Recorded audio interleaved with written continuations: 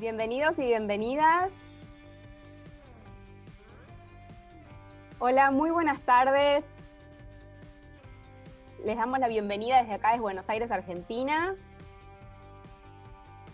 Desde el punto de la tierra donde estén. Vamos a dar comienzo a este webinar. Mi nombre es Sheila Harkat, soy fundadora de Mujeres en Carrera, un proyecto EdTech dedicado a disparar el interés en finanzas y negocios de mujeres y niñas. Y hoy tenemos el honor de recibir a Diego Ramos Castillo. Él es socio de Ramos, Ripoll y Schuster Abogados en la Ciudad de México y abogado en área de litigio, arbitraje, fintech y criptoactivos. El día de hoy nos va a presentar un tema muy importante para nosotros y nosotras en la comunidad, que son aspectos legales de los criptoactivos. En la comunidad de Mujeres en Carrera comenzamos a hablar de los criptoactivos hace unas semanas, cuando tuvimos nuestro primer acercamiento con Eloísa Cadenas, que le mandamos un saludo, que también está en México. Así que bienvenido, Diego. Somos tu público y estamos aquí para aprender mucho de ti. Muchísimas gracias, Sheila, antes que nada por la invitación, y a todos los colaboradores de Mujeres en Carrera. La verdad es que encantado, sobre todo en apoyar en un proyecto tan padre como el que estás encabezando, y también pues darles las gracias a todos los asistentes por darse unos minutos para escucharnos y para platicar de un tema que en lo personal me apasiona mucho, más allá del tema legal. Como bien decía Sheila, soy abogado y estoy involucrado en todos estos proyectos, pero además a título personal se convirtió en una especie de hobby y algo que me gusta estudiar, analizar, vivir como usuario, y pues será un verdadero placer platicar unos cuantos minutos con ustedes de este tema que nos puede llevar semanas y días y horas discutiendo sobre estos temas, pero bueno, haremos el mejor esfuerzo en los minutos que tengamos esta tarde de platicar pues las opiniones y las vivencias que he tenido tanto a título personal como a título profesional, y estoy seguro que va a ser una tarde bonita. Creo que lo mejor o la mejor manera en que estos webinars funcionan es con la participación de ustedes. Siéntense con la libertad de preguntar lo que ustedes quieran. No les aseguro tener la respuesta, pero haremos lo mejor, ¿no? Excelente, Diego. Muchísimas gracias. Así que ya saben, pueden escribir sus preguntas por el chat y al finalizar la plática vamos a turnarnos para abrir los micrófonos si es que ustedes tienen ganas de hacerle una pregunta directo a Diego. Diego, para comenzar, vos sabés que acá en la comunidad de Mujeres en Carrera y en especial en este webinar hoy, tenemos una audiencia súper amplia, ¿sí? Tenemos las que estamos recién empezando a hablar de criptoactivos y ponernos a tono con todo lo que es la temática, y algunas personas que ya están mucho más avanzadas y conocen del tema. Así que te vamos a hacer preguntas de todos los niveles, si te parece bien. Y Buenísimo. Empezando por la primera pregunta, que es una pregunta interesante, ¿no? Acá en Argentina escuchamos de hablar de criptomoneda, pero no del término criptoactivo. ¿Nos querés contar si hay alguna diferencia y cuál sería la definición? Sí, antes de dar respuesta a la pregunta, me gustaría hacer una invitación a los que puedan, porque luego en este tipo de webinars uno literalmente anda en pijama, pero los que no puedan o los que sí puedan, estaría buenísimo si pueden activar las pantallas, que siempre es bueno poder ver a la audiencia o a los que nos están escuchando, para no sentir que le estoy platicando nada más a la cámara. Estaría buenísimo.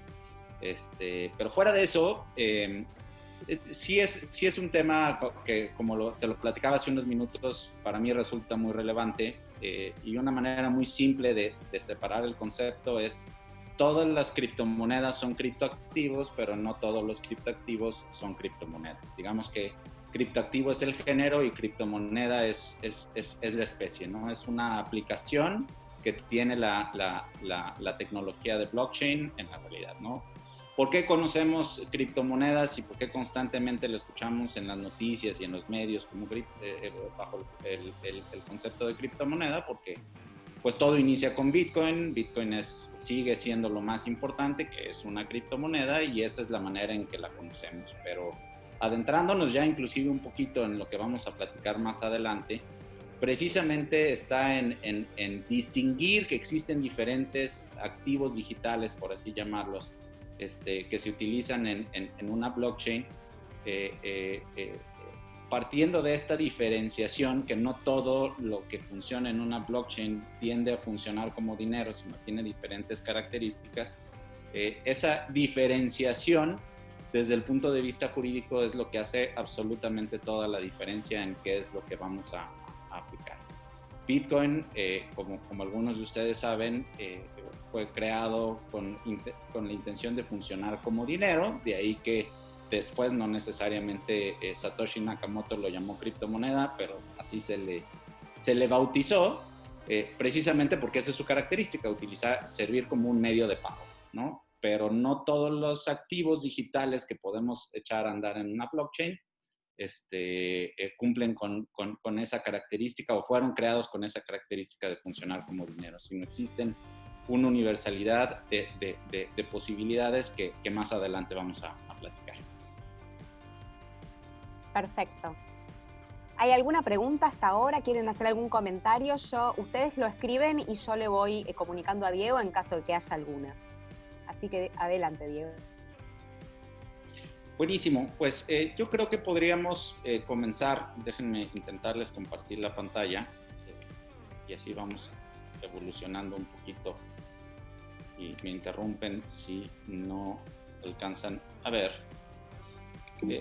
Precisamente cuando hablamos de criptoactivos, siempre tenemos que partir evidentemente de las criptomonedas, porque es ahora sí que lo que lo inició todo, pero es importante entender, como mencionaba hace unos minutos, que tienen aplicaciones distintas, ¿no? Pero para entender esas aplicaciones distintas hay que entender también para qué fue creada las criptomonedas y qué tipo de soluciones nos dan, ¿no? Y a mí alguna vez lo leí en alguna parte, una explicación para niños de 5 años de lo que significaba Bitcoin, que me hizo mucho sentido y que además tiene mucho fondo desde el tema específico que tenemos que platicar, que es el aspecto legal, ¿no? Y la explicación tenía que ver con dos personas, vamos a ponerle un nombre a Pedro y a Sandra, que están en un parque, sentados en una banca, y Sandra decide entregarle a Pedro una manzana, ¿no? Y esa manzana, en ese momento, en algo muy simple, muy sencillo, una transacción muy, muy fácil, pues podemos inferir de una operación de esa naturaleza que Sandra era propietaria de la manzana y que se le entregó a Pedro, y que a partir de ese momento Pedro puede hacer con esa manzana lo que se le dé la gana. Y no necesitan a Luisa, que es una notario muy prestigiosa, para que valide esa operación, ¿no? Algo tan simple donde yo te estoy regalando esta manzana y presumimos que es tuya, porque me la estás dando físicamente, y en el momento en que yo la tenga, pues puedo hacer con esa manzana, me la puedo comer, se la puedo dar a Luisa, a la notario, se lo puedo dar a cualquier otra persona, la puedo vender, puedo hacer lo que quiera con ella, ¿no? Es una operación muy simple, pero que en la práctica en realidad tiene muchas complejidades, ¿no? Porque así como dijimos que podemos inferir que Sandra era la propietaria de la manzana, también en el fondo no hay manera en que nos cercioremos que realmente ella es la propietaria, ¿no? No sabemos si se metió a la casa del vecino que tenía un árbol de manzanas y se la robó y ahora la está entregando, ¿no? Pero como es algo que no tiene mucho valor en la práctica, no necesitamos en el día a día una Luisa, una notario, que esté validando estas transacciones, como si lo necesitamos en otro tipo de operaciones tal vez más delicadas, como la transmisión de un inmueble, ¿no? Donde si queremos transmitir la propiedad de un inmueble de una persona a otra, en muchas jurisdicciones, pues es necesario la presencia de un tercero notario que valida la operación. Pero además de este notario, necesitamos que haya una autoridad central que lleve el registro de quién es el propietario de qué cosas, ¿no? Y así cada jurisdicción resuelve el problema, en el caso de la tierra, de quién es propietario de qué cosas, ¿no? Esa es como la premisa básica, donde en una manzana, pues no nos desgastamos con ese problema. Le entregó una manzana Sandra a Pedro y en ese momento Pedro es el propietario de esa manzana, ¿no? De manera muy sencilla. Pero el problema se empieza a complicar cuando esa manzana ya no es una manzana física, sino es una manzana digital. ¿Cómo le hago yo para entregarle esa manzana digital, si soy Sandra, a Pedro, ¿no? ¿Cómo Pedro se va a cerciorar que esa manzana que me está entregando Sandra es la única manzana y que realmente es mía y que no se la había entregado ya a otra persona, o que la tenía subida en alguna plataforma pública que todo el mundo pudo descargar esa manzana digital y que resulta que esa manzana la tienen 10,000 personas en el mundo? Ese es el problema. Más allá de si quién era el propietario de esa manzana digital, además tengo el problema de que pues Sandra me pudo haber pudo entregarle a 2 personas distintas esa misma manzana. Eso es lo que se llama en el mundo del cripto el problema del double spending problem, ¿no? Del gastar 2 veces algo que tienes, ¿no? Y que en teoría solamente lo puedes gastar una sola vez, ¿no? Típicamente este problema se ha resuelto con una autoridad central, ¿no? Alguien que está en medio diciendo, por ejemplo, en el caso del dinero, pues ¿cómo controlamos que no gastes 2 veces? Pues si tienes dinero físico, pues con las medidas que una autoridad central le pone al billete para que pues no puedas duplicar ese billete, ¿no? Tiene una serie de elementos que ayudan a que no lo falsifiques, ¿no? Y si se convierte en dinero digital, pues está un banco o una serie de bancos que llevan un registro de quién tiene qué. Esa es la manera en que actualmente se resuelven muchos de estos problemas, pero en el mundo digital se vuelve un tema complicado, ¿no? Vamos pensando en videojuegos que son muy famosos en estos aspectos digitales, un World of Warcraft, que es un juego muy famoso a nivel internacional, donde dentro de la misma plataforma se venden activos digitales como una espada única, irrepetible, edición especial con poderes especiales, etc. ¿Cómo nos cercioramos que esa espada, que es propietaria de Diego Ramos, efectivamente es una espada única e irrepetible como yo te la doy, ¿no? En la realidad eso se resuelve con la misma compañía, ¿no? Que es la que lleva el control, Blizzard en el ejemplo de World of Warcraft, que lleva el control de quién tiene qué cosas. Pero sigues teniendo el problema de que necesito confiar en esa autoridad, en esta empresa, una en que va a subsistir, porque si el día de mañana cierra, pues a lo mejor pierdo mi espada que me costó muchos miles de dólares, o también confiar en los mismos programadores de World of Warcraft, que el día de mañana no se les ocurra crear una espada igual porque resulta que necesitan dinero, ¿no? Ese es como el problema hasta donde nos encontramos previo a la existencia de Bitcoin, ¿no? Por una parte tenemos las transferencias físicas, donde no tenemos muchos problemas, aunque a veces tiene que haber una autoridad o un tercero que lo valide. En el caso de las digitales, siempre habíamos necesitado una tercera persona que viniera a validar. Lo que viene a hacer Bitcoin con todo el modelo tecnológico es a resolver ese problema, ¿no?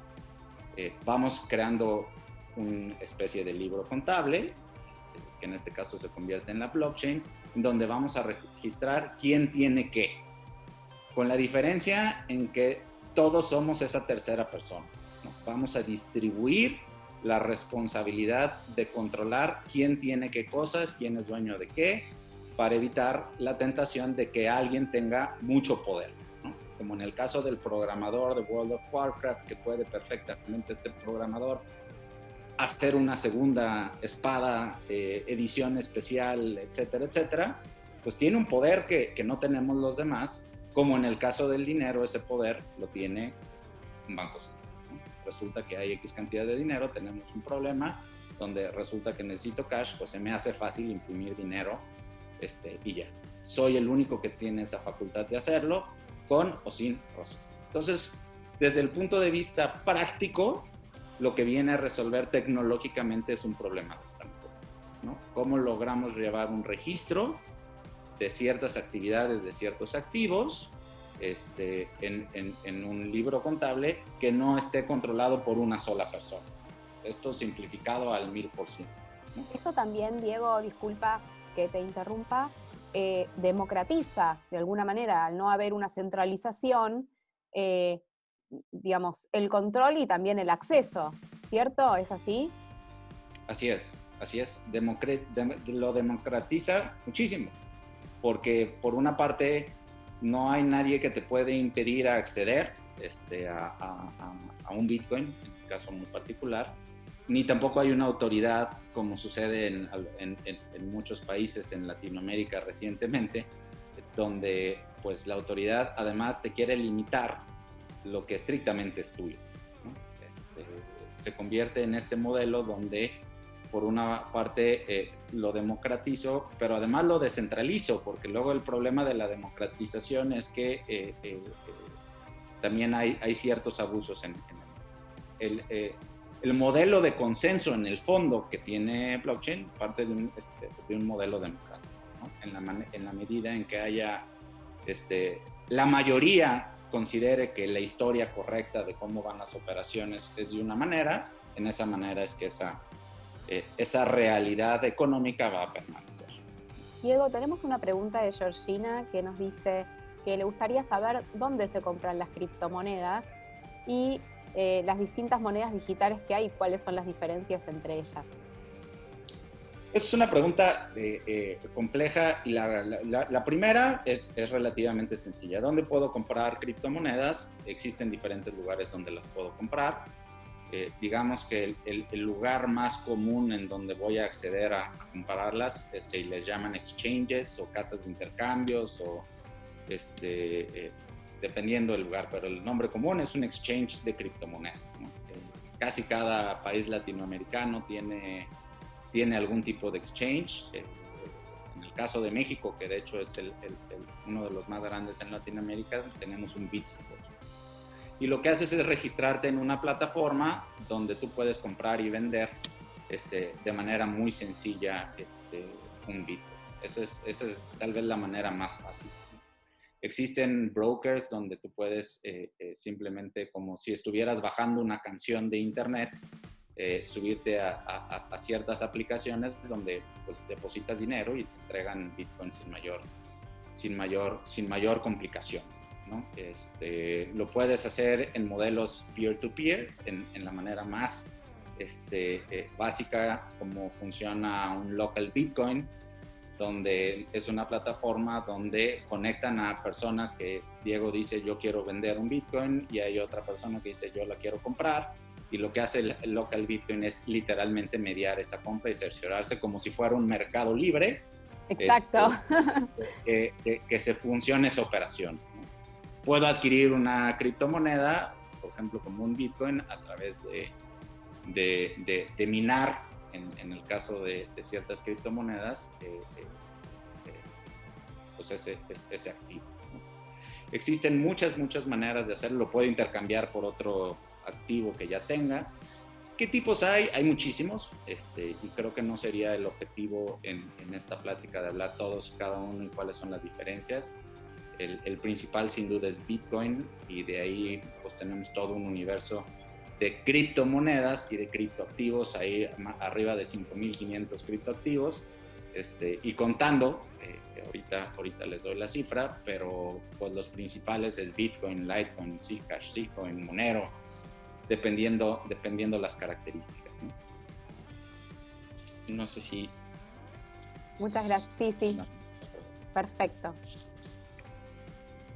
Regresando al tema de las criptomonedas, digamos que habiendo hecho toda esta explicación de las manzanas, cuando hablamos de Bitcoin o de criptomonedas, en lugar de estar hablando de manzanas, lo que estamos queriendo hablar es de dinero, ¿no?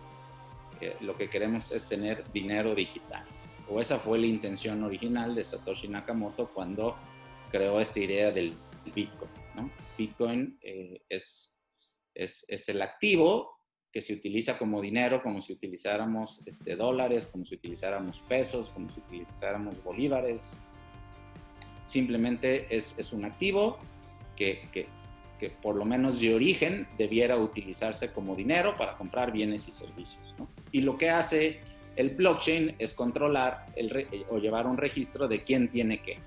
Cuántos bitcoins tiene Sheila y cuántos bitcoins tiene Diego, y si Sheila decide transferirle algunos bitcoins a alguna persona, pues tiene que quedar esa constancia, como en cualquier libro contable, de cargos y abonos, ¿no? De manera muy, muy simplificada, ¿no? Hablando en conceptos, cuando hablamos de Bitcoin, hablamos de dos cosas diferentes, ¿no? Bitcoin con B mayúscula, nos referimos al protocolo, a la cadena de bloques, al software. Y Bitcoin con B chica nos referimos a la criptomoneda que funciona dentro del Bitcoin, ¿no? Del protocolo de Bitcoin. Esa es como la idea básica. Hay una pelea tremenda en el ecosistema en qué es o no es lo relevante. Si algún día escuchan hablar de los maximalistas de Bitcoin, se les llama que son maximalistas de Bitcoin porque ellos piensan que la única aplicación y función del blockchain y de todo lo que está alrededor, y lo único que vale la pena, es Bitcoin, y todo lo demás es basura, ¿no? Y de ahí en más, todo lo que se ha creado y estos universos de criptomonedas y criptoactivos, pues no hacen mucho sentido, ¿no? Creo que, en mi opinión, si bien Bitcoin es algo extraordinariamente poderoso y útil y con mucho futuro, creo que hay mucho más allá de fondo, y muchas aplicaciones más allá de estrictamente Bitcoin, ¿no? Seguramente no todos en el auditorio estarán de acuerdo con esto, pero para efectos de mi intervención es importante entender, cuando menos como abogado, y como empresario también, cuando estás haciendo operaciones con criptoactivos, que no todo lo que utilizamos dentro de este ecosistema cae dentro de lo que es un Bitcoin. Entonces, por eso me importaba mucho explicar cuál es la funcionalidad, sin meternos tanto en qué es Bitcoin en específico, activo digital o criptomoneda, entender más allá la tecnología, en cómo funciona este modelo de llevar un registro de cosas que suceden, ¿no? De cuántas manzanas tiene qué persona. Esto hace que en la práctica pueda haber muchas soluciones y muchas aplicaciones súper interesantes con la misma tecnología, que así como puedo yo llevar un registro de dinero, algo que le llame Bitcoin o le llame Zcash o le llame Litecoin, puedo llevar un registro a través de esta misma tecnología de propiedades, por ejemplo. Yo ya no necesitaría tener una autoridad central que lleve pues quién es el propietario de qué casa, porque esto lo podría simplificar en un modelo tecnológico como el que nos aporta blockchain, ¿no? O podría, en lugar de eso, poner una acción, o poner un derecho de renta, o cualquier otro activo, ¿no? Ahorita llegaremos a la parte de las categorías, ¿no? Ahorita lo importante es entender este concepto clave. Y este concepto clave es fundamental para entender también el aspecto legal, porque muchas veces hablamos de la regulación de blockchain y la regulación de las criptomonedas, y hay que separar lo que es la tecnología detrás de esto, que en estricto sentido eso no se está regulando, y no se plantea regular la actividad que se realiza dentro del blockchain, por ejemplo, de Bitcoin, el cómo se maneja las entradas y salidas, porque eso no se puede regular. Argentina podrá decir, está prohibido la comercialización de Bitcoin, pero no hay manera humana que el gobierno de Argentina o el gobierno de Estados Unidos o el gobierno de China pueda prohibir el mecanismo descentralizado en que opera Bitcoin, ¿no? Y efectos prácticos de eso lo hemos visto en muchas partes del mundo. En China está prohibida muchas actividades con Bitcoin, pero eso no significa que haya desaparecido Bitcoin y que los chinos sigan teniendo Bitcoins, ¿no? Y así ha pasado en muchas partes del mundo. Eso es lo que lo hace por una parte muy poderoso, y a veces muy difícil de entender para muchas personas. Eso no es lo que se está regulando, lo que se está regulando es la actividad en específico.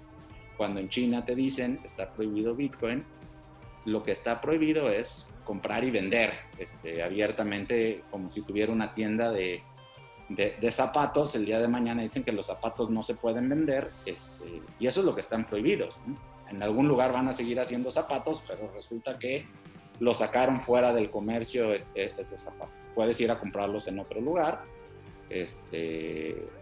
pero en ese lugar en específico no te van a permitir vender y comprar, porque a lo mejor resulta que el gobierno es el que está diciendo que es el que te los va a suministrar. Si hay preguntas, me interrumpes, Sheila, con poder. Por ahora no hay preguntas. Si alguien tiene pregunta, por favor, levanten la mano con el iconito o pueden escribirlas en su chat. Y yo se las comunico a Diego. Continuamos entonces. Juan Manuel dice, muy interesante lo que menciona Diego. ¿Por qué crees que el proyecto Libra no pudo prosperar a diferencia de otras cripto? Y si nos cuentas, para las que recién estamos empezando, ¿qué es el proyecto Libra? Sí, es un proyecto interesantísimo y que pues puso a temblar a la mayor parte de los gobiernos del mundo. El proyecto de Libra es un proyecto de una especie de stablecoin promovida por Facebook como personaje principal, pero junto con Facebook una serie de actores o empresas principales alrededor del mundo: Mastercard, Visa, PayPal. Ahora sí que todos los grandes en diferentes sectores de la industria, desde fondos de inversión muy importantes, todos se agruparon a crear una especie de moneda universal, vamos a decir, ¿no? Ahorita explicaremos un poquito más qué es un stablecoin, pero buscaban generar una especie de moneda universal. ¿Por qué no funcionó o por qué le costó trabajo prosperar a ese proyecto de Libra? Por muchas razones. La principal es que tienes focalizado el emisor de la moneda, ¿no? Que eso no sucede en un Bitcoin. Bitcoin, pues quienes le emiten todos, ¿no? Eso, a final de cuentas, es un código que no puedes parar. Pero cuando tienes un Facebook o un Mastercard o un Visa, pues tienes intereses arraigados en diferentes países que sí te pueden golpear, ¿no? Y te pueden retener. Ese es el primer aspecto importante que le hizo muy difícil a Facebook salir adelante con su proyecto y que provocó que en el camino se le fueran bajando muchos de estos titanes como Mastercard o Visa, que dijeron, ¿sabes qué? Siempre no, ya vi que va a estar muy difícil. Tienes a alguien que te va a generar una presión regulatoria de todos tipos, ¿no? Y que te va a hacer la vida cansada porque lo tienes focalizado en un grupo de personas.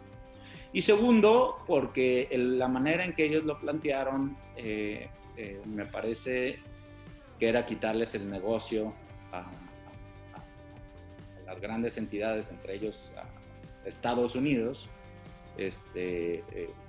Se convertía en un gran riesgo permitirles funcionar. Por más que legalmente fuera correcto o no correcto, pues les iba a llegar pues todos los obstáculos del mundo, porque no iba a permitir, por ejemplo, un Estados Unidos que les quitaran la hegemonía de ser la moneda universal, ¿no? Todos a final de cuentas partimos del dólar para hacer operaciones, ¿no? Es la moneda de referencia. Entonces, cuando tú creas una cripto que, pues para empezar, como eres Facebook, tienes no sé cuántos miles de millones de usuarios, creo que son alrededor de 4 billones de usuarios, a lo mejor estoy exagerando, pero tienen más usuarios que cualquier banco en el mundo. Para empezar, ahí ya tienes un problema. Ya le estás dando mucho poder a una sola persona. Exacto. Segundo, estás generando un basket, una moneda que se convierte en algo mucho más estable que el dólar, ¿no? Porque pues el dólar, como cualquier moneda o divisa, pues también tiene sus fluctuaciones que nos acaban impactando al resto de los países latinoamericanos, por ejemplo. Entonces, cuando tienes otra moneda diferente, pues nada impide que el día de mañana digamos, pues en lugar de utilizar el dólar como punto de referencia, vamos a utilizar Libra, ¿no? Como una moneda mucho más estable y mucho más universal, menos menos sujeta a la manipulación de una sola parte. Porque ¿qué era lo que estaba haciendo Libra? El proyecto de Libra es: voy a generar una moneda que tenga un valor basado en una canasta de divisas diferentes, ¿no? Tenemos libras, tenemos dólares, tenemos yenes, tenemos una serie de monedas, y en base a esta combinación de valores de esta moneda le vamos a asignar un valor diferente a Libra que me ayuda a transaccionar en todas partes del mundo. Yo ya no voy a necesitar comprar dólares si necesito ir a Estados Unidos, o comprar yenes si voy a ir a Japón. Con la Libra me funciona. Esa era un poquito la idea en términos generales. Y por ahí alcancé a ver un comentario de Daniel. Sí, definitivamente fue muy pronto, y creo que su estrategia fue muy agresiva. Creo que si lo hubieran hecho de manera más paulatina y mucho más menos agresiva y más atenuada, creo que hubiera funcionado mejor. Pero siendo un proyecto tan agresivo desde el punto de vista financiero como fue, pues naturalmente encontró obstáculos en muchas partes. Diego, teniendo en cuenta que es un sistema descentralizado, digamos, me llama muchísimo la atención saber cómo realmente se puede regular el criptoactivo, ¿no? Seguramente ahora vamos a eso. Exacto. Me voy a adelantar un poquito en esto, que me gustaría entrar a ese punto. Me voy mucho más adelante porque creo que nos va a funcionar. En esta lámina creo que siempre impacta mucho, y casi siempre me gusta utilizarla porque pues la voy actualizando. La última plática que di fue hace 2 semanas, y la diferencia entre el número de criptoactivos que había de esa semana ahora fueron casi 500 nuevos criptoactivos registrados en una de estas páginas que se llama CoinMarketCap, que es, yo creo que una de las más importantes, y este es el registro, ¿no? Tenemos alrededor de 5.582 criptoactivos diferentes, que unos sí sirven para algo y la gran mayoría no sirven para nada. Eso es una realidad, y eso tal vez sería el primer consejo, en tener cuidado en a dónde nos metemos, ¿no? Pero aquí era donde me quería centrar para platicar del tema, ¿no? Cuando hablamos de criptoactivos, tenemos que entender que existe una infinidad de aplicaciones y con ello implicaciones regulatorias al tipo de activo que estamos manejando, ¿no? Esto es una clasificación que particularmente a mí me gusta y hace sentido. No significa que sea la única posibilidad, pero me parece que es de las que mejor describe las diferentes características o diferencias entre una y otra, ¿no? Ya platicamos mucho del tema de las criptomonedas. Las criptomonedas no deja de ser con la idea de utilizar un activo que funcione como dinero para comprar bienes y servicios. Esa es la idea, y utilizamos el blockchain para ese objetivo. Es la que en la mayor parte de las regulaciones en el mundo los gobiernos se están preocupando por regular. El concepto de criptomonedas, no necesariamente todas las que vemos abajo, porque estas son las que vienen a traer una realidad distinta, ¿no? Que hasta pues hace 10 años no existía, ¿no? Antes, pues, ¿qué utilizabas de dinero? Pues o tu moneda local, o si te lo permitía otro país, podías utilizar alguna moneda extranjera, ¿no? Como el dólar, hablando del dólar.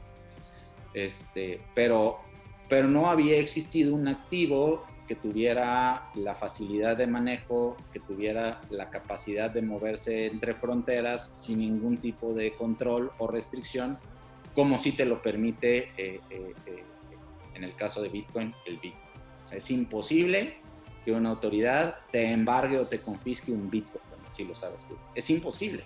Y eso lo convierte en algo novedoso y muy poderoso, ¿no? Y entonces eso le genera una preocupación regulatoria a las autoridades, ¿no?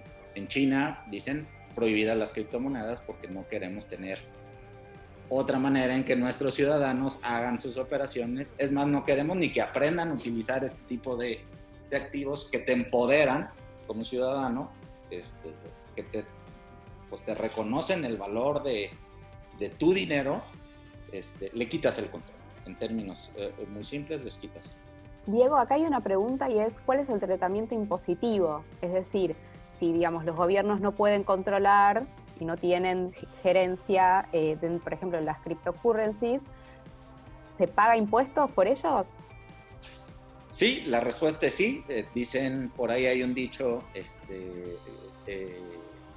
muy popular, que hay dos cosas de las que no te vas a salvar en la vida, que es morirte y pagar impuestos, ¿no? Sí. Y eso aplica aquí también, ¿no? El hecho de utilizar cualquier tipo de criptomoneda o cualquier tipo de criptoactivo no significa que no vayas a tener que pagar impuestos. La manera en que se paga impuestos se convierte en un problema muy complejo. Porque ¿qué pasa con las criptomonedas? Y así vamos entrando un poquito al problema de fondo. Lo que es una realidad es que todos los gobiernos, o la mayoría de los gobiernos, hasta donde entiendo son el 100% de los gobiernos, han dicho, Bitcoin no es dinero. No es dinero. En algunos casos te lo prohíben, pero lo que sí es universal no es dinero. Entonces, si no es dinero, ¿qué es? La pregunta es ¿qué es? Y tal vez la respuesta universal hasta ahora, o la más aceptable, pues es propiedad, es un activo, ¿no? Tengo un activo más, de ahí el concepto de criptoactivo. Tengo un activo que si no es dinero, pues es un activo más. Ya cada país le da una regulación diferente a este concepto del activo.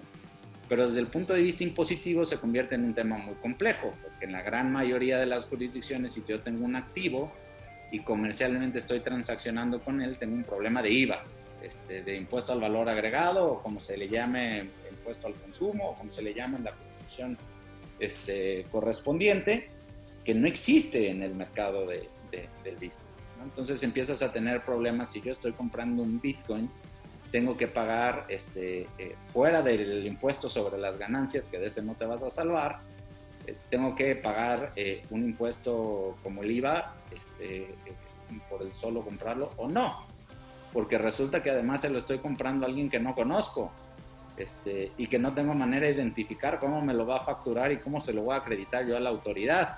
Ese Bitcoin que pagué o esa operación que se realizó, y se convierten en problemas prácticos muy complejos, donde en muchos países, entre ellos, por ejemplo, en la Unión Europea, el Tribunal Europeo dijeron, bueno, para efectos de este impuesto, lo vamos a considerar como si fuera una divisa. Pues bueno, ahí ya resolví la mitad del problema. Pero ¿qué pasa en México, por ejemplo, donde no está resuelto? Pues tengo un problema serio saber si tengo que cobrar IVA o no le tengo que cobrar IVA, pero si resulta que yo tengo que cobrar IVA, automáticamente mi operación ya no funciona. Ese es el aspecto práctico de la operación con estos activos, porque si resulta que un Bitcoin en el mercado internacional vale $9,000, pues si yo le subo un 16%, nadie me lo va a comprar, porque funciona como si fuera una divisa en la práctica, ¿no? Entonces, se convierte en un aspecto regulatorio complejo, en donde la mejor solución es que haya claridad regulatoria de los países. En algunos sí la hay, en algunos no. Me parece que en el caso de Argentina han clarificado mucho el problema impositivo de los impuestos que se deben de pagar con criptomonedas, pero hay otros países donde no. Y las soluciones son muy diferentes. Y que desde el punto de vista de la actividad que realizamos los abogados y los empresarios también, pues se convierte también en un tema de dónde me voy a situar para realizar la operación, ¿no? Si yo soy un proyecto que a final de cuentas voy a operar internacionalmente, pues se convierte en un tema de decisión de dónde, en qué país el aspecto regulatorio es más accesible, ¿no? Por ejemplo, en el caso de Francia, ellos determinaron que no se genera impuesto cuando yo intercambio un criptoactivo por otro.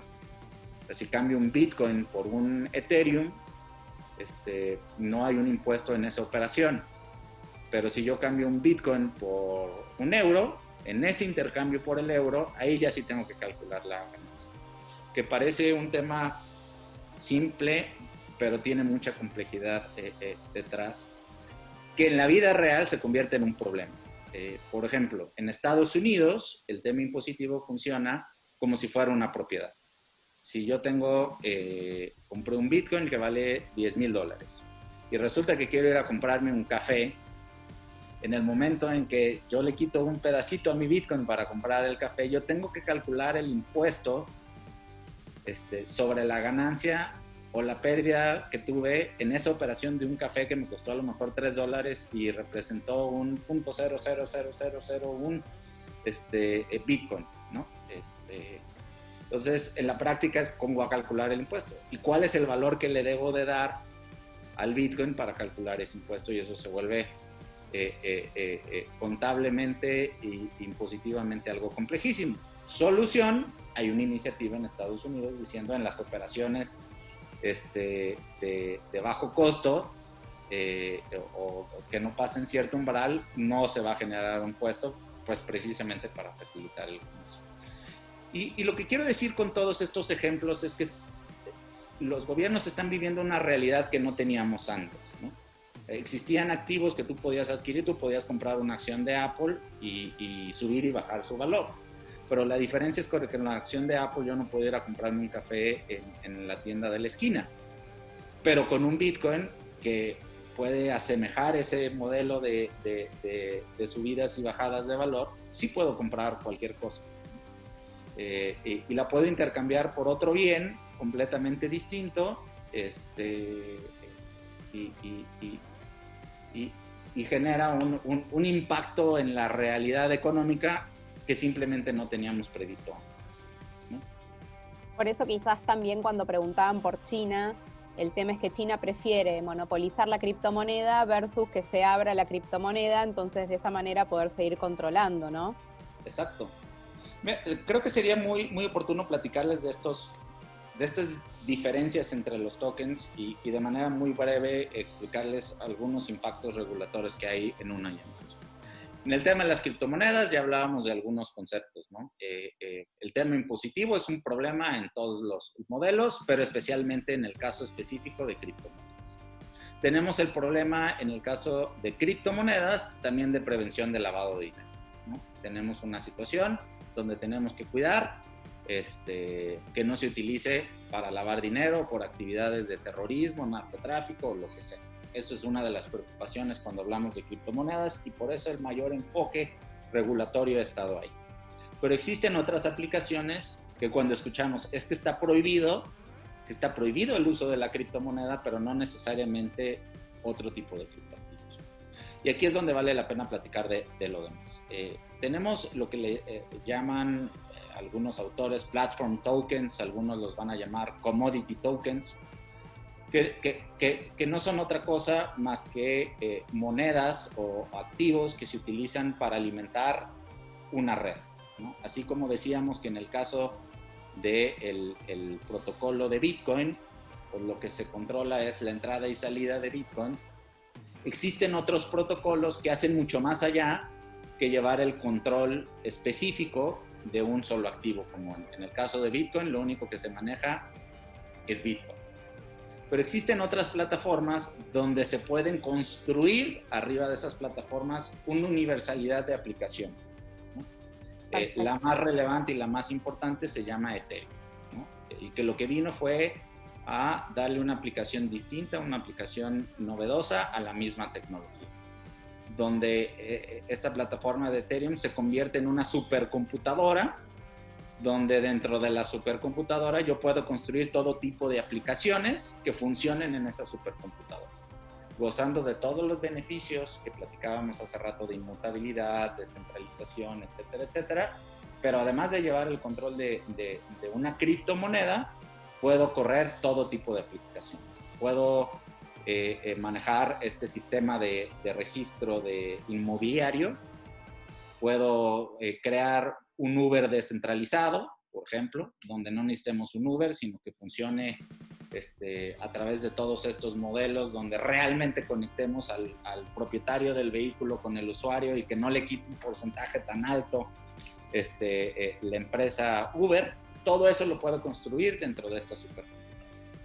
Y existe una moneda nativa, un token nativo que alimenta o que le da gasolina a esa supercomputadora, ¿no? La función de ese token es única y exclusivamente alimentar la computadora. Si yo quiero registrar en Uber, en mi Uber descentralizado, la operación donde un usuario pidió un carro, pues ese registro en la mega plataforma requiere pagar gasolina, vamos a decirlo así, ¿no? Tiene un costo el que la computadora funcione. Entonces, con independencia de lo que haga mi plataforma en específico o mi aplicación en específico. El costo de esa plataforma, eso es lo que hace en el caso de Ethereum el Ether, ¿no? Cuando yo compro un Ether, lo que hago es tener la gasolina para poder operar la supercomputadora. Para eso se creó, no se creó pensando en que Ethereum, con un Ethereum yo pueda ir a una cafetería a comprar un café. No se creó con la intención de ir al despacho de abogados y decir, te pago tus servicios con Ethereum. No es esa su creación de origen. Su creación es simplemente ser la gasolina para alimentar a esta supercomputadora sobre la cual van a operar una universalidad de cosas, ¿no? Excelente. Quedó claro. Ahí empezamos a tener distinciones. Regulatoriamente vamos a tener preocupaciones distintas. No es lo mismo cuando yo quiera vender una criptomoneda a cuando quiera vender un token que va a funcionar como gasolina, ¿no? Simplemente no es dinero, no la quiero utilizar de dinero, con independencia del uso que en última instancia le termine dando la gente. Habrá jurisdicciones que a este tipo de token diga, pues es un commodity, y como commodity, pues tendrán una serie de regulaciones y cuidados, ¿no? Habrá regulaciones donde digan, no, pues esto es un bien cualquiera, ahora sí que no tiene ningún costo y ninguna relevancia, ¿no? Ni ninguna implicación práctica y nos da lo mismo. Pero ahí hay una diferenciación práctica que los reguladores tienden a veces a meter todo en una misma canasta cuando sus usos, sus utilidades, sus funciones son completamente distintas. Ese es el caso de México. En el caso de México, cuando regularon el concepto, nominándolo como activo virtual, hicieron una definición que en la definición parecía referirse a las criptomonedas, pero en la práctica, por ejemplo, la autoridad hacendaria suma en el concepto de lo que considera un activo virtual a los platform tokens, que su uso, su mecanismo, su función es completamente distinto, ¿no? Entonces, cuando hablamos de regulación, lo primero que tiene que hacer un abogado es hablar con el equipo de empresarios y ver, vamos entendiendo para qué sirve tu token. ¿Estás haciendo una criptomoneda o estás haciendo un protocolo donde estás generando un activo que se va a vender? Y esta distinción no es menor, porque les puedo decir que el proyecto que más dinero recaudó en la historia de las criptos se llama EOS. EOS es una plataforma en la que se construyen se pueden construir todo tipo de aplicaciones, al igual que Ethereum. Y lo que hizo EOS fue, para financiar parte del proyecto y sobre todo para generar fondos, prevendió esta gasolina que iba a ser utilizada para echar a andar este programa, vamos a decir, de cómputo, esta supercomputadora llamada EOS, y levantaron $4 billones. Ese proyecto levantó $4 billones de todas partes del mundo por generar un token que iba a servir como gasolina. Entonces eso jurídicamente tiene muchas implicaciones, que en algunos estados o en algunos países lo van a considerar de una manera y en otros países se va a considerar de otra. Acá, por ejemplo, Diego, comentaban, digamos así, un resumen de lo que está pasando en el chat, es que en Argentina se ve que hay, digamos, unos matices de, digamos, la carga fiscal de los criptoactivos. Entonces, digamos, como que en la práctica se hace una cosa, pero la ley dice otra. Entonces, digamos, el gobierno argentino, entiendo por lo que acá dice Dani, uno de los participantes, es que si el fisco recauda digamos, el criptoactivo considerado como una inversión, pero Martina nos cuenta que en el artículo 21 dice que los bienes inmateriales se declaran exentas. Entonces, ese es el debate, ¿no? Un poco lo que está pasando, digamos, dentro de lo que es Argentina, pero me imagino que esto debe estar pasando en todos los países, porque, a ver, dime si es correcta mi entendimiento, que, digamos, el cripto, digamos, está, digamos, en un nivel, digámosle, la nube, y los gobiernos están en el nivel terrenal. Entonces, como, digamos, los bitcoins y todo lo que es criptoactivos desea mantener su independencia y los gobiernos desean regularlos, en esta parte del engranaje es donde está la dificultad. ¿Es así? Es correcto. A final de cuentas, ahí es cuando se conectan el mundo virtual y el mundo terrenal, es donde viene la carga regulatoria y en el caso muy particular la carga impositiva. La realidad práctica de las cosas es que pues el Bitcoin no me lo aceptan en todos lados y en realidad para sobrevivir en cualquier país hasta el día de hoy necesito tener dinero fiduciario, necesito tener la moneda local porque si no pues va a estar muy complicado o mis opciones van a estar extraordinariamente limitadas, porque sí ya hay muchos lugares donde te aceptan muchas cosas. Entonces, tarde que temprano tengo que cambiar mi Bitcoin por pesos o por dólares o por euros o por bolívares o por lo que sea, tarde que temprano tengo que llegar y cuando eso sucede es cuando viene la carga impositiva. Cuando hablamos desde el punto de vista impositivo, yo insistiría en que tenemos que pensar en que estoy adquiriendo un bien más. Para efectos prácticos, es como si tuviera una vaca, ¿no? Con la diferencia de que la vaca, pues es muy difícil transaccionarla y como es complicado moverla, pero es un bien, o sea, desde el punto de vista regulatorio, sigue siendo un bien, al igual que me califica un bien el Bitcoin, ¿no? En el caso de... Es cierto que ahí nos vamos a los países, porque habrá países donde dice si es un bien intangible, pues puede estar exento de algún tipo de impuestos, pero en la gran mayoría de los países no existe esa exención. Es el caso de México que pues no importa si sea bien tangible o intangible, genera el mismo impuesto, pues desde el punto de vista práctico es exactamente lo mismo. Entonces, como con cualquier propiedad, si yo tengo una casa y decido vender la casa, pues si la casa se apreció, si subió de valor y la vendí más cara de lo que la adquirí, pues tengo que pagar un impuesto, porque estoy teniendo una ganancia sobre ese impuesto y ahí hay un evento impositivo claro, ¿no?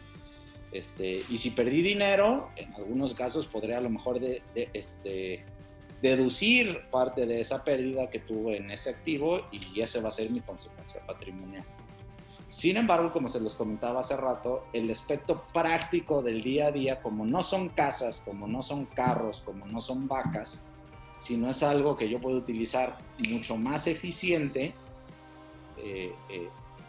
la regulación impositiva se vuelve muy compleja en la práctica, porque se vuelve muy difícil para mí, si voy a vender una propiedad, calcular el impuesto y hacer todo el mere que tenga es muy fácil, pero si lo que yo quiero hacer es simplemente comprar un café en la esquina, pues hacer todo un problema fiscal por comprar un café que me va a costar $3 no hace sentido. No hace sentido y me hace la vida complicada.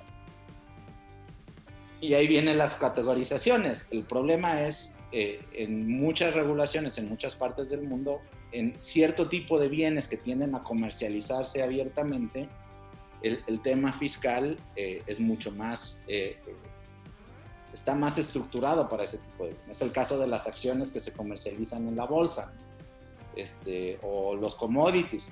Tienen tratamientos fiscales distintos, precisamente porque su función es entrar y salir y estarse intercambiando de manera muy sencilla como con el dinero. Ese es el problema práctico, que Bitcoin no es dinero, porque no es dinero, por más que digan lo que digan, no es dinero, pero tampoco es un bien como una vaca, tampoco es una acción, porque no es una acción, tampoco es necesariamente un commodity, es un ente raro, novedoso, que sirve como dinero, pero no es dinero. Y ahí es donde falta la parte regulatoria para entender la realidad. Porque además hay algo complejo en el mundo de los impuestos y que vale la pena comentar. Estamos hablando del aspecto sencillo y muy fácil de entender cuando yo compro y vendo un Bitcoin, ¿no? Si yo compro un Bitcoin y luego lo vendo más caro, gané dinero y me va a cobrar un impuesto. Eso es fácil. Ya platicamos del IVA. Pero hay muchas maneras de adquirir activos. Hay lo que se llama la minería, por ejemplo. ¿Qué pasa cuando yo mino un Bitcoin? Cuando se mina un Bitcoin, es el proceso, vamos a decir, como en el oro. Cuando alguien está minando y buscando el Bitcoin y aparece un oro, en ese momento en que lo encontré, a partir de ese momento ya es mío. Pasa una cuestión similar, nomás tecnológicamente, cuando se genera un nuevo bloque en esta red con todas las transacciones, al que logra sumar esa información a la red general, tiene una recompensa que se llama Bitcoins, ¿no? Y esa actividad se llama minar, y esa recompensa o el resultado de esa recompensa es Bitcoin. Pero eso me nació de la nada. No lo compré de algún lado como para poder determinar fiscalmente cuál fue mi costo de adquisición. El costo de venta lo sabré cuando lo venda, pero cuánto me costó adquirirlo se vuelve en una actividad de negocio distinta que no existía antes. Entonces, podré contabilizar como gastos la electricidad que pagué, o qué es lo que voy a deducir de ese Bitcoin que de hacer una actividad que hace la computadora, de repente ya me apareció un Bitcoin en mi billetera digital. ¿Cuál es el efecto impositivo?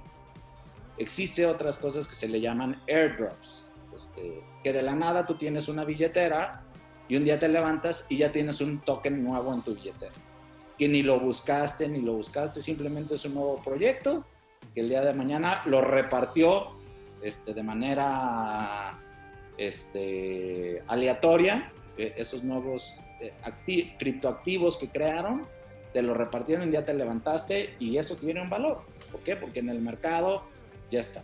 ¿Cuál es el efecto fiscal de eso? Oye, si lo usé o no lo usé, ¿cuándo tengo que pagar ese Bitcoin? No estamos acostumbrados a que de la nada de repente tenga algo que represente valor. Típicamente es porque hay una persona en específico que quiere regalarme algo. Pero ¿qué pasa cuando no la puedo identificar? ¿Y qué pasa cuando el valor de ese activo pues es variable, ¿no? Ese tipo de problemas que no son comunes y que no se resuelven con las reglas comunes son los que hoy generan dolores de cabeza y que son los que se tienen que resolver. ¿Y pero esos casos, Diego, se llevan a juicio? En la práctica, en muchos casos se han tenido que resolver a través de juicios, donde se genere un criterio y ese criterio sea el que resuelva el problema. Eso ha pasado en España.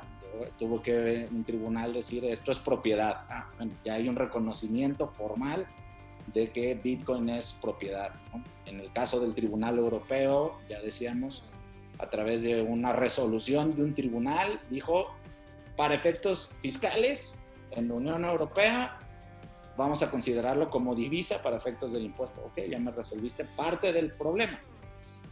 Y sí, definitivamente serán los abogados los que tengan que empujar. El problema es cuando la autoridad no necesariamente quiere resolver el problema de fondo. Y le pasó recientemente en Chile, que fue un caso sonado con un exchange, estas casas de intercambio de criptomonedas que tenían una cuenta bancaria en una institución financiera y que de la noche a la mañana deciden cerrarle la cuenta.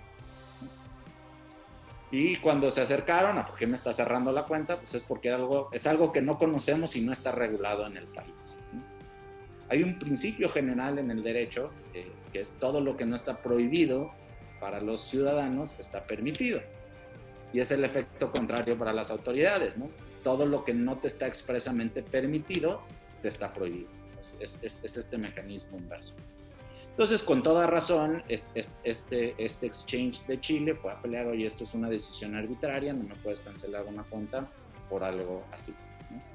Y resulta que llega al Tribunal Supremo y el Tribunal Supremo dice, sí, efectivamente es correcta la decisión del banco de clausurarte la cuenta bancaria, porque resulta que como es algo no regulado, es algo riesgoso. Y si es algo riesgoso, entonces tiene el derecho de hacer lo que se le dé la gana. A veces generas un efecto adverso con las resoluciones. Pero sí creo que en la práctica lo que va a suceder es, primero vamos a tener sentencias de tribunales que van a ir resolviendo cierto tipo de problemas y la legislación va a alcanzar después. Y cuando alcance la legislación vamos a tener nuevos problemas porque va a haber nuevas aplicaciones de nuevas actividades que tendrá que resolver. Porque siempre la ley va mucho más atrás que la tecnología. La regulación que estamos viendo salir está intentando regular cuestiones que sucedían hace 6, 7 años, cuando existía nada más Bitcoin, por ejemplo. Y empieza a haber otras novedades que cuando se regulen ya habrá otras aplicaciones y así sucesivamente. Excelente, Diego. Acá hay una pregunta de Rocío que dice, muy interesante, en lo que respecta a la prevención del lavado, ¿qué nivel de transparencia ofrece blockchain y las demás plataformas?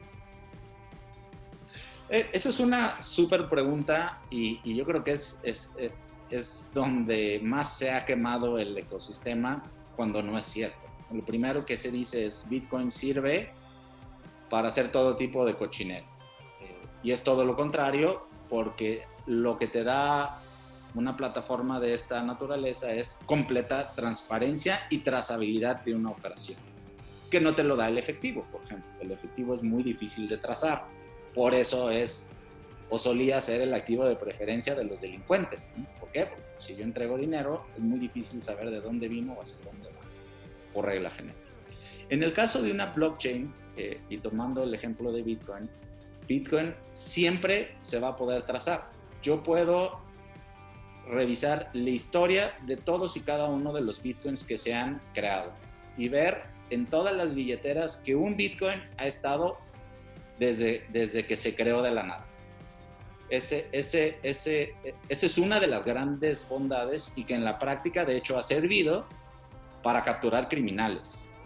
Una de las redes más grandes de prostitución infantil en Estados Unidos la lograron detener precisamente por el análisis de una plataforma la plataforma de Bitcoin, que pudieron trazar las operaciones que se realizaban a través con Bitcoins y así pudieron detener una red muy importante de prostitución infantil. ¿Cuál es el problema? El problema es que cuando yo me meto a revisar este libro contable, este libro mayor, lo que me voy a encontrar son códigos alfanuméricos. Yo jamás voy a ver el nombre de Sheila o el nombre de Diego o el nombre de Juan Manuel en ninguna parte de la plataforma. Yo solamente voy a ver números y letras. Esa es la manera en que se identifica. Y eso hace a la plataforma una plataforma seudónima, porque yo voy a poder trazar la cuenta terminación XY, son muchos números, y voy a poder ver todas las operaciones que ha hecho esta cuenta XY. Pero para poder ponerle una cara y un nombre se vuelve un poco más complicado. ¿Cómo van a dar con eso? Cuando el día de mañana regresábamos a este punto, cuando este mundo digital regresa a la realidad y cuando yo quiero utilizar mi dinero en algo, ahí es donde le voy a poder poner un nombre. Si yo logro ver que la billetera, porque Sheila decidió con sus bitcoins comprar un vuelo de Argentina a México, en ese momento yo ya voy a poder ponerle una cara a esa cuenta, porque yo ya sé, lo único que tengo que hacer es preguntarle a la aerolínea, oye, ¿quién te compró este boleto de avión? Ah, pues fue Sheila. Perfecto. Entonces yo ya sé que ese código alfanumérico es de Sheila y de ahí me puedo ir hacia atrás. Y si resulta que con esa misma cuenta ahí cayeron bitcoins que se habían robado de otro lugar o que se habían utilizado para otra operación ilegal, yo puedo vincular a Sheila con esa operación delictiva. Entonces, para efectos de prevención del lavado de dinero me sirve todo, porque lo puedo trazar perfectamente. Tengo la complicación práctica de que pues, le tengo que poner cara a cada uno de los códigos, pero eso tarde que temprano sucede. No es una buena plataforma para lavar dinero, no lo es. no lo es, no lo es. De hecho, algunas de las críticas que se le hace a Bitcoin es la falta de transparencia. Y ahí nos metemos en otras discusiones también medio filosóficas del derecho a la privacidad financiera. Yo tengo derecho a que la gente no sepa cuánto tengo y cuánto gano. Que Bitcoin sí me permite saber. Yo sí puedo meterme a cualquier cuenta de cualquier persona y saber cuántos Bitcoins tiene en esa billetera y cuánto movió y cuánto no. Pero eso en la práctica a la gente no nos gusta que sepa cuánto dinero ganamos, cuánto tenemos, cuánto movemos. Entonces, ese es el beneficio y el problema de Bitcoin, y es la mala fama que le han dado de que es muy buena para lavar dinero, pero es todo lo contrario, es muy buena para prevenir el lavado de dinero.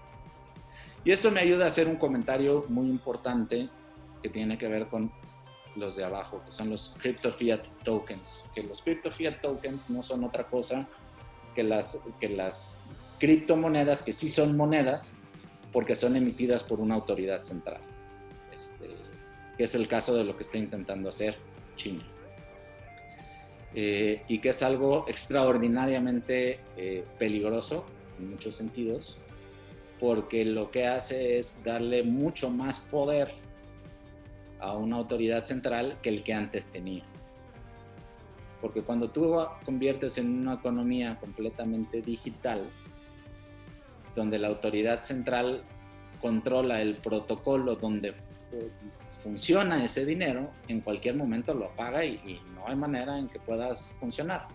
Si te conviertes en una persona non grata, no vas a poder hacer nada con ese dinero, y el gobierno ahora sí va a conocer absolutamente todo lo que haces, todo lo que haces, que comiste, que compraste, a dónde fuiste.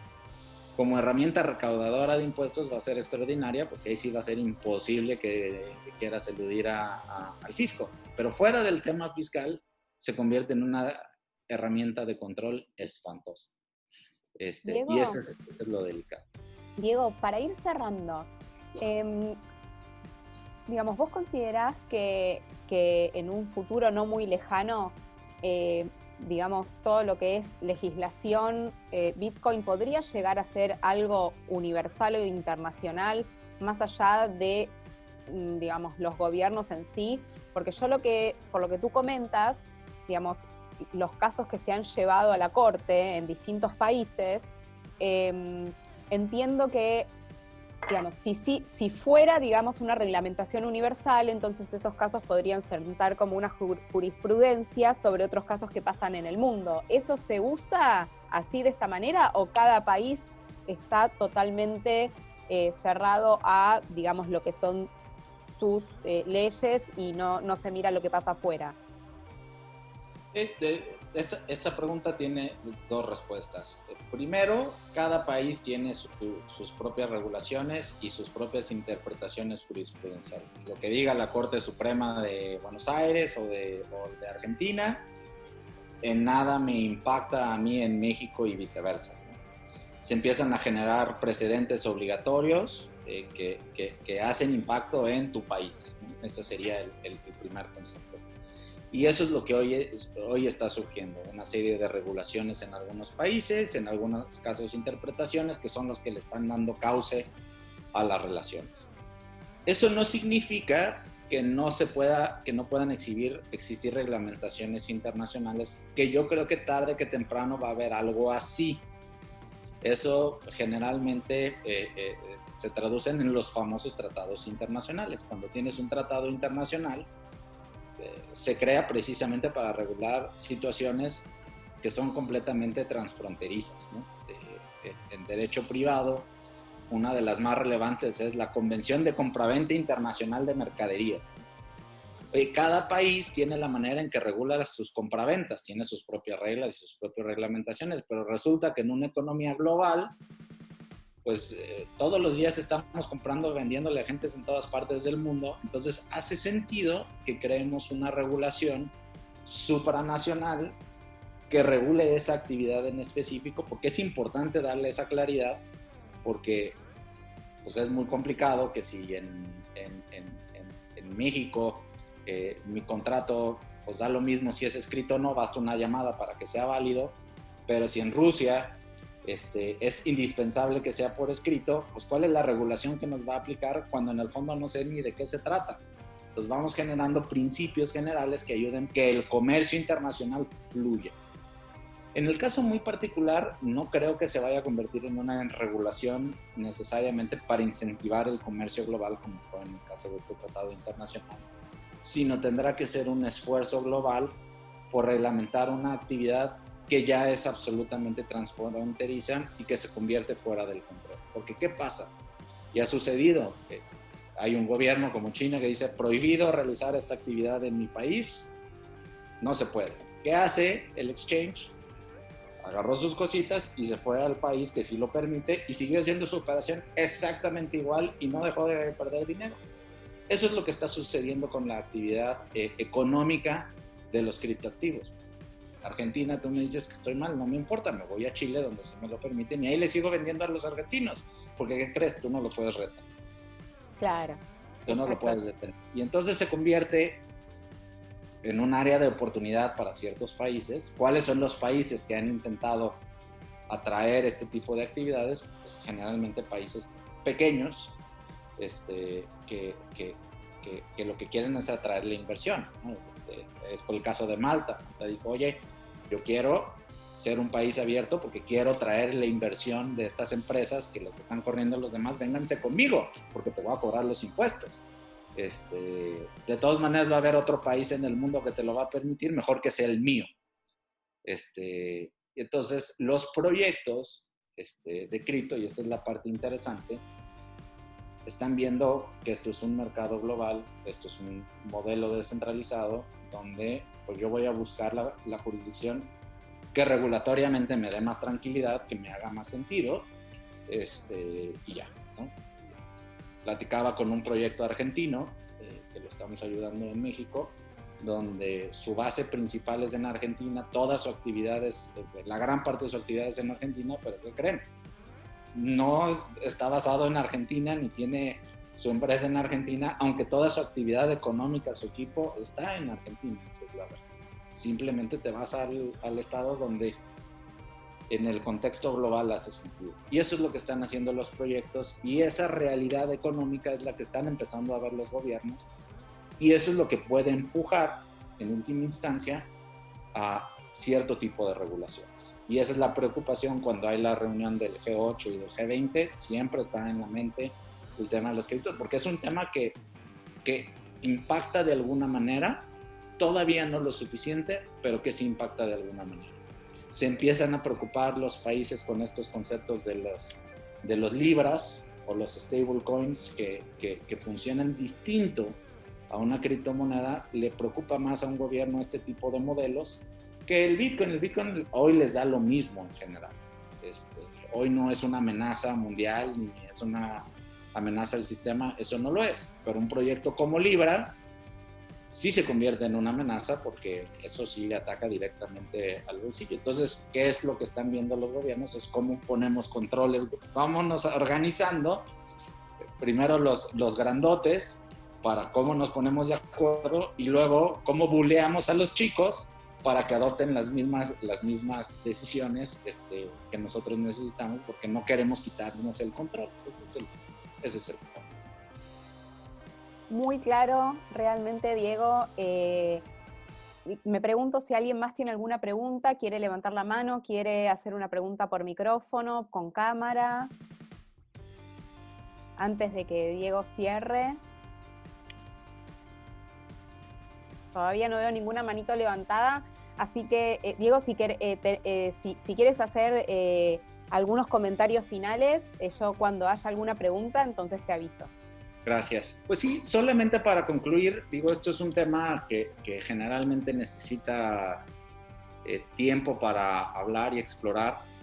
Yo solamente, tal vez el mensaje que me gustaría que se llevaran es que en este universo de las criptos existen muchas distintas aplicaciones, y que cuando estamos hablando de hacer algo, como negocio o como emprendimiento, hay que entender que no todo cae en una misma canasta.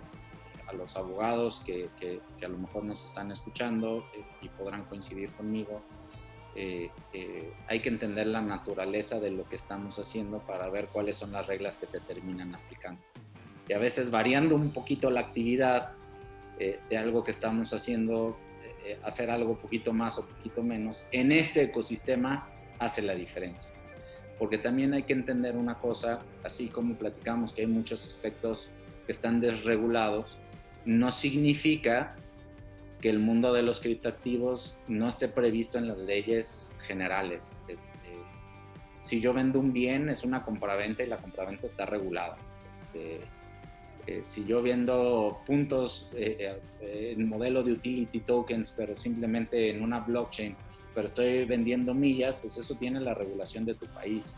Si lo que estoy haciendo es tokenizando un valor, pues eso está regulado por la ley del mercado de valores y no puedo vender libremente acciones al público en general, nomás porque digo que se llaman blockchain. Eso se llama oferta pública y eso es un delito si no cumples con las regulaciones de tu país.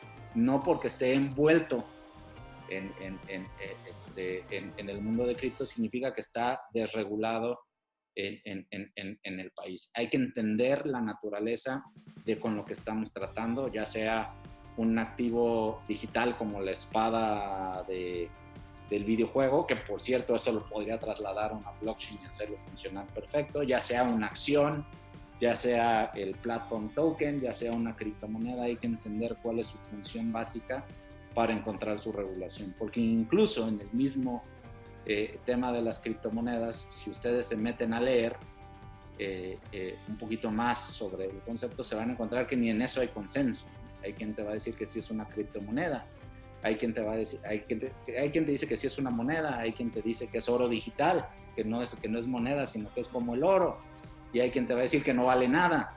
Entonces se convierte en un problema práctico que se convierte en un reto importante para los abogados cuando vemos proyectos, el poder entender cuál es la actividad que se está realizando, que en la mayoría de los casos vamos a encontrar alguna regulación que les aplique, y cuidados. Excelente, Diego. Bueno, agradecerte muchísimo. Acá Martina dice totalmente de acuerdo con la conclusión. Te agradecemos tu presencia aquí. Hemos aprendido mucho de ti hoy sobre las regulaciones y aspectos de criptoactivos que quizás para los que recién estamos empezando no los conocíamos, como los tokens que comentabas. Muy buena tu disertación, dice Juan Manuel. Así que bueno, en nombre de Mujeres en Carrera, agradecerte muchísimo.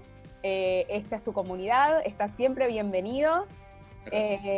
Gracias por compartir tu expertise con nosotros. Y bueno, vamos a cerrar para comentarles cuáles son los lugares en la web donde pueden encontrarnos en Mujeres en Carrera. Es www.mujeresencarrera.com.ar, en donde hay muchos webinars ya subidos sobre temas financieros y de negocios y micromódulos de contenido de estas temáticas que abarcamos para la inclusión financiera y de negocios de mujeres y niñas. Diego, si alguien quisiera seguirte, tú escribes en artículos, estás en LinkedIn, ¿quieres compartir tu información? Muchas gracias. Sí, se los comparto aquí en la pantalla. Este es mi correo electrónico y mi dato para que me ubiquen en Twitter, que de repente también ahí nos pueden encontrar, en LinkedIn, en donde ustedes gusten. Y bueno, aprovecho el micrófono para darte las gracias, Sheila. Encantado y feliz de poder participar con ustedes. Muy agradecido y muy contento además de lo que están haciendo. Todo el éxito del mundo. La verdad es que hacen falta proyectos de esta naturaleza que impulsen cualquier proyecto que tienda a educar y a mejorar. Creo que siempre es lo más valioso, y si en algo no se puede escatimar es en esa parte, y dedicarle el tiempo como lo haces, pues es extraordinario. A ti y a todo tu equipo, muy agradecido contigo y con todos ustedes. Estoy a sus órdenes. La verdad es que, como les comentaba, es un tema que en lo personal me gusta mucho, que me encantaría tener 2 semanas seguidas para poder hablarles 200 horas del tema, que a veces no son suficientes, pero espero que algo les haya podido dejar. Y nuevamente muchas gracias, Sheila, muchas gracias a todos por su tiempo. Bueno, Diego, excelente. Vamos a tener esta sesión grabada en la plataforma de Mujeres en Carrera. Acá, muchas gracias, Diego. Te agradecen todos los y las participantes. Y bueno, esto fue Aspectos Legales de los Criptoactivos con Diego Ramos Castillo, socio de Ramos Ripoll y Schuster Abogados y abogado en área de litigio, arbitraje, fintech y criptoactivos. Muy buenas noches y buenas tardes para los que todavía están en la tarde. Gracias, Sheila. Hasta luego.